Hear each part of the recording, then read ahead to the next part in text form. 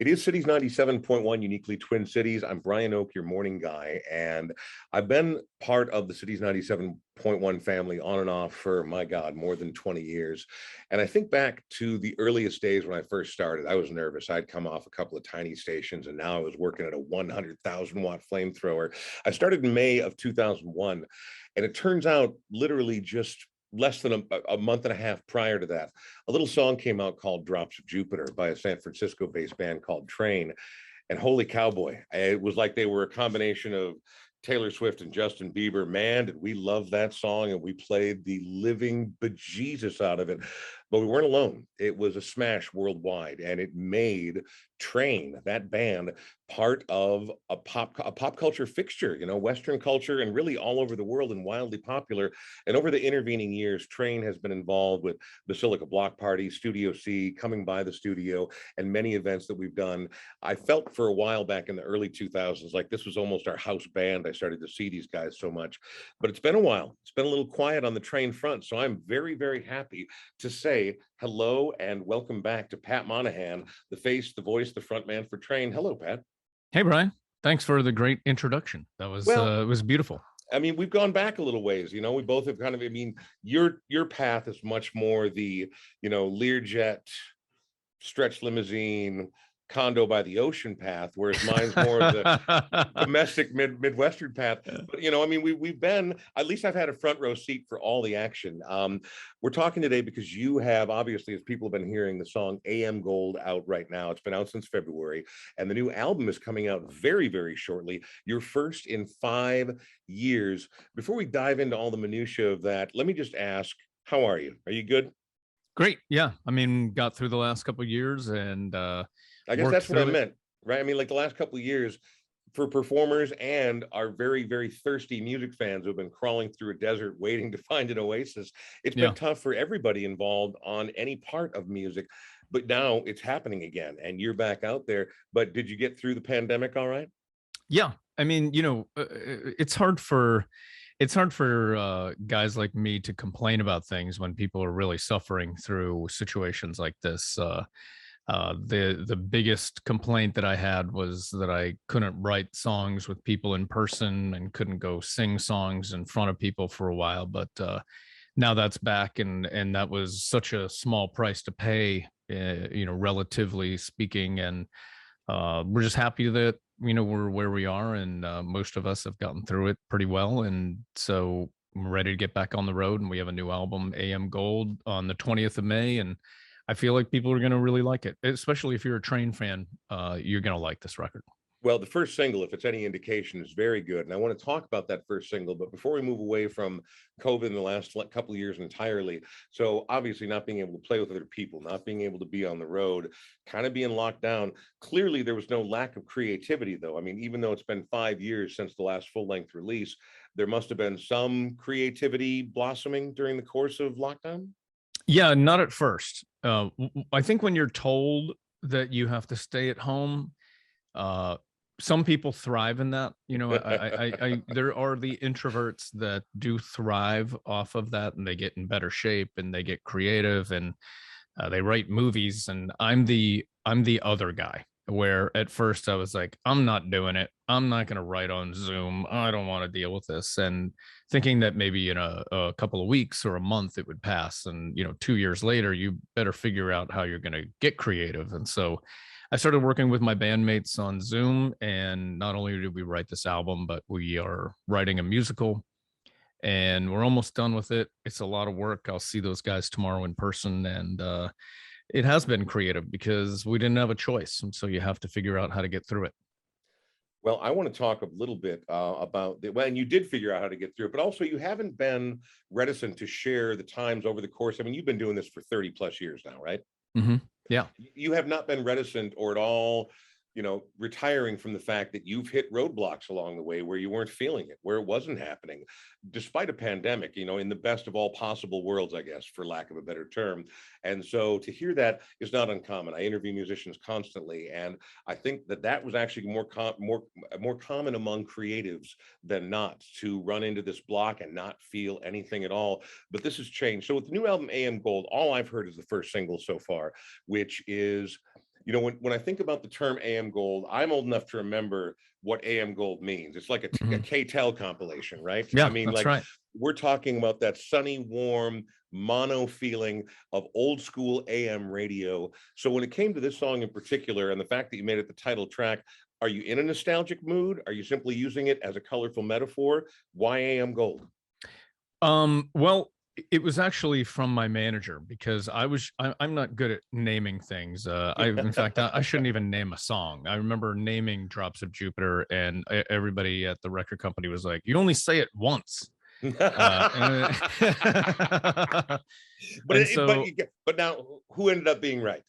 well, I'm not one to thrive off that, but yeah, Yeah, you're right, right. And right. so with this one, I was just writing songs, and it was because I was inspired. Instead of, usually I'm inspired by the future or the present. I listen to a lot of hip hop and stuff, and really love what I'm hearing. And so this time I was like, let me go backwards. Let me listen to what used to be, and make a current record that has those sounds. And so we did that.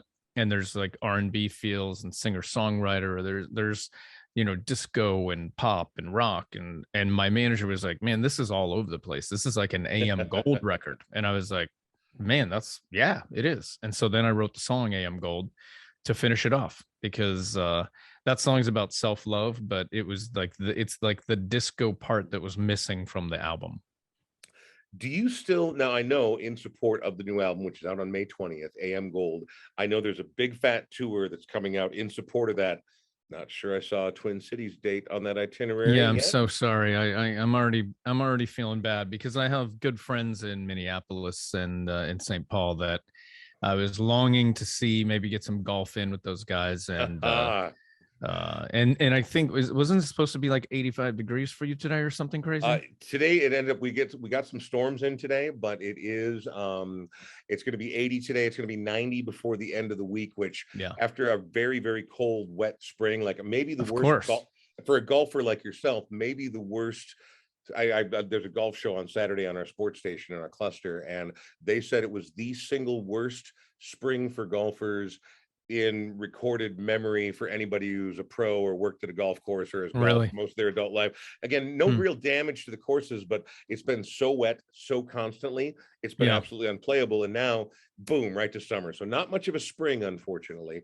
But yeah, so I'm sorry you're not coming back either. But I wanted to ask you now, being away for a while. I mean, do you still, and again, and I don't want you to take this the wrong way because you and I are of a similar age, but our lives change as we get older, right? We have families, we settle into certain modes, and you haven't been on the road for a minute. Does it still excite you, or is there any trepidation into getting back out there and putting on the Train show that people expect to see when they go see Train? You know, the excitement is still there. I long to be relevant. It's why I still make albums. I've seen bands fall to the wayside, and I've also seen bands fly past us and become, Coldplay. So I'm still longing to get into people's lives, new people, and that makes me want to put on a better show than we've ever put on. So this isn't a period for me to get strange, like, oh, I'm going to be sad without my family. This is a time for me to get creative. Now that I've been creative with writing the album, now we have to write a great show. So it's in between songs that matters, and it's not scripted or anything, but it's segues and what cover song is going to make sense, and will Jewel come out and sing with us, and if she does, what song should we do? And she's on a song on AM Gold, and I'm on one of her new album songs. So we'll sing together every night. I've known John Popper from Blues Traveler for many years, and so he'll come out and play some harmonica with us, and we'll just make the best time. Well, and I think that anybody, when they hear that kind of stuff, like, well, it all sounds so scripted or produced, it's like, well, we all sit at home with our CD or our album or streaming something, and we feel it in our heart, and we can sit there by ourselves in the dark in our bedroom, but it's still show business. You still have an obligation Yeah, to give the people what they want, right? And that doesn't mean it has to be a bedazzling spectacle, a right. multi-million-dollar sensation, but it's still got to be a great show. And That's so right. it's not just enough to be a singer-songwriter. You also, I mean, and obviously anybody who's ever seen you knows that showmanship is part of your bit, but that doesn't get to go away. And the days are, I think we're still a long ways out from the days of you sitting comfortably on a stool with an acoustic guitar, right? Well, it depends. I went and saw. I've seen some sitting on a stool that is very compelling, Of but most course. people don't have that gift, and I'm not sure that I have enough material to sit on a bench and make you feel all the feels that I want. But Right. when I went and saw the Eagles a few months ago, they played all of Hotel California in its entirety before they Wow. even spoke to the crowd, and it was so compelling that they didn't talk, right? Because I was like, wait, nobody's talking. And then by the, seventh song, you're like, now I think I'm ready. And so they get done. There's only like 7 songs on the whole album. Right. And that's when they talk. And then you're so relieved to just hear human contact. It's Don Henley was really beautiful that night. He said all the right things and in all the right ways. And so that had to have been thought out. They didn't just come up with that day. No, it's show business, man. I mean, that's for people who do, like, just imagine that, like, you're wizards and you create it out of nothing. Now, there is a certain something to performance and the X factor that most people cannot do. And that is a gift. That is actual magic. But there also has to be some production value involved. You mentioned a very interesting thing to me, covers. And I like a lot of your band's music, but I've always been struck by just how, and I don't want you to take this the wrong way. I'm not trying to damn you with faint praise, but the impact of the covers you choose, both in selection and in execution, to me has been one of the hallmarks of Train throughout your entire career. I mean, so do you just pick like no, that song's a jam, we're doing that one? Or, I mean, do you labor over the thought of what covers you're going to do? Yeah, we do labor. Like right now, my band has learned about 7 covers so that when we get together for tour rehearsals, we can listen to them and they might all be garbage. And so then we start all over. So, and almost every day I text them like, okay, let's add this one to the batch because, we did last tour last summer when we were out, we did 25 shows and we did little snippets of covers throughout. And then after that tour, because it was so successful, we were like, we never did a Fleetwood Mac song. Let's do one. So for the last year, we've been playing a Fleetwood Mac song at like Which one, private events. if I can ask? You know what? I don't even remember because we dumped it because it wasn't working. You know what I All right, mean? well, and again, that's part of being a professional, right? No matter what you do for a living, if a process isn't working or a product isn't working, you dump it and you move on. So That's right. I totally get it. Well, it is a drag that we're not going to see you here, but there are going to be opportunities for people to make road trips, and it's not going to be that hard to get a hold of you. We'll be in St. Louis and Chicago. Neither Yep. place is better or even remotely close to being as great as Minneapolis. But Well, but that was part of the routing.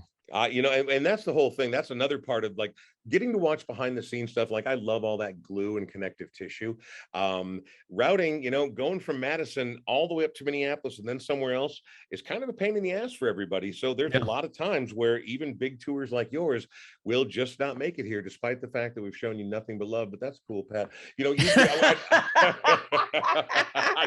I couldn't help it, man. I'm sorry. I don't really mean Yeah. that. I know we're going to get you at some point. Yeah, we'll be back. Yeah, I know you will. And I've only got a couple minutes left with you here, but you threw something out almost offhandedly early on that I find fascinating because I grew up a massive fan of musical theater and I remain so to this day. Now, I haven't kept up to date with it, with what, the most modern stuff is. And I'm in love with most of the classics, but also kind of the early 70s rock oriented stuff like Hair and Jesus Christ Superstar.